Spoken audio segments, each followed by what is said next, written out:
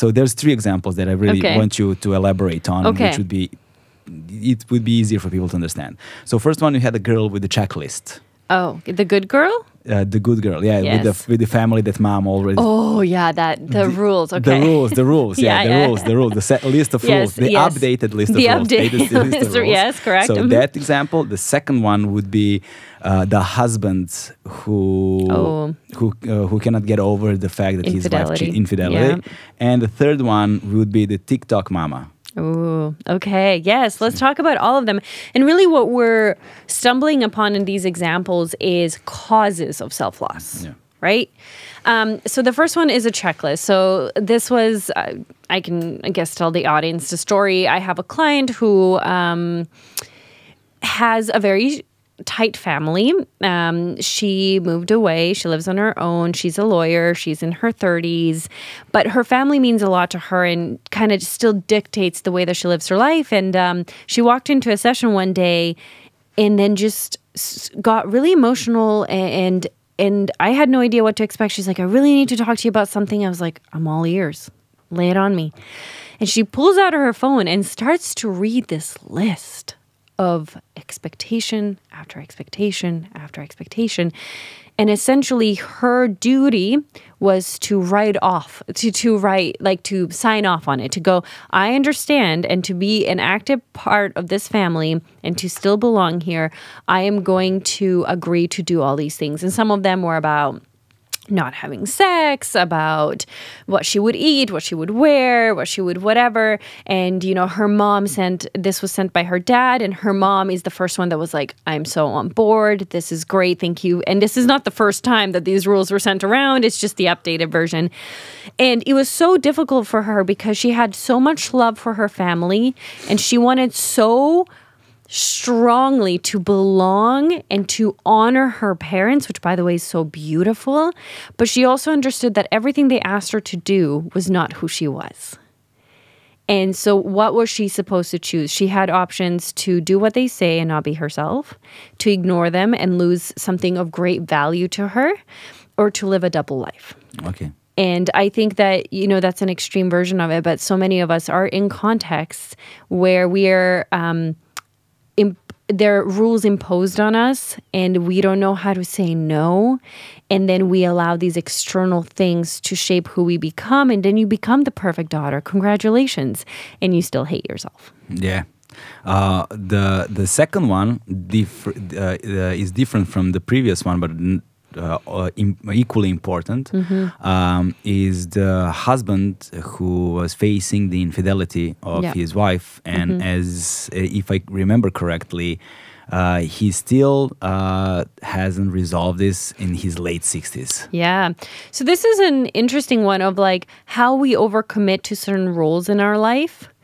So this individual committed himself to being a perfect father, and perfect husband. And that meant a lot to him. So his life revolved around these roles. And because he was so dedicated to that cause for so many years, he essentially forgot that other roles existed. And that's who he became fully. The identity. His full identity. Then his wife, after, you know, a decade or two of being together, cheats on him and he finds out.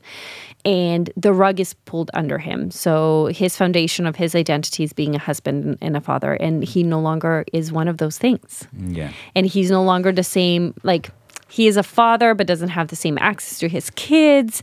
And so what he's grappling with is like a death of his former self that he has no choice to gain back. He doesn't have the freedom to be like, and now I am a husband. It's like, no, you're not. That's not a freedom that you have, not a choice that you can make with that individual anymore, because she didn't want to go back together. And it was so difficult that even in his 60s, 70s, this individual still cannot get over the fact that this life was stolen from him, that this identity was stolen from him.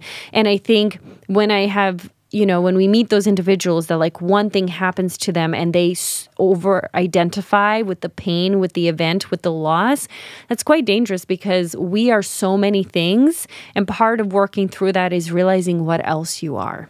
Yeah, realizing what else you are and what else you can be. Exactly. I love that. Nice addition.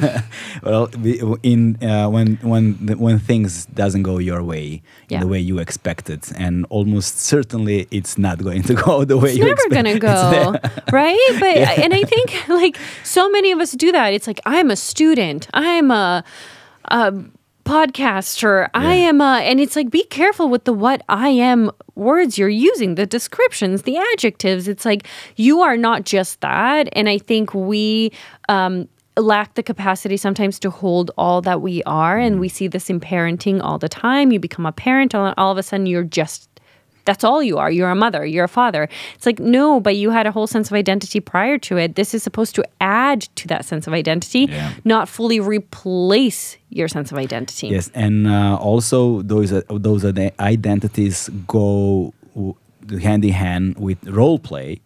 And before we go into another thing that's really important in connection to those previous ones, I want you to go through this example of TikTok mom. TikTok mama. Yeah. Okay, so I think it's important to know that existentially, yourself has to be expressed. That's how it comes into being. You cannot just think you're a certain thing.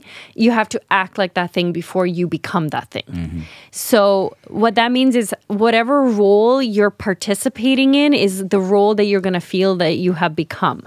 And so I watched this TikTok where a mom was saying, you know, she had a 9-month-old and all she was thinking about talking about was her infant. Makes sense. Yeah. And then she got comments that said, you know, being a mom is not a personality.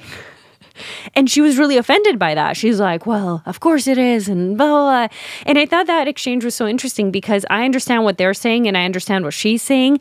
To her, she became purely a mom because that's all she did for 9 months. Yeah. So to some extent, is she wrong?